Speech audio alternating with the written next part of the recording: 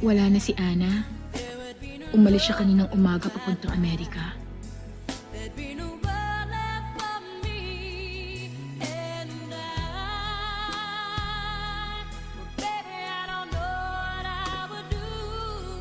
Sarado pa kami. Umalis ka na. Alex, gusto ko lang sana makapag-usap tayo. Wala akong sasabihin sa isang katulad mo. Sorry. Sorry? For what? You're sorry for what? Na ginago mo ko? Na pinagmukha mo kong tanga? Ano ngayon ang karapatan mo humingi ng tawad? Hindi mo kailanman malalaman kung gaano mo ako nasaktan. Kalimutan mo na ako. Paano ko sasabihin sa puso ko na kalimutan ka? I'm getting married. Ikakasal na kami ni Sandy.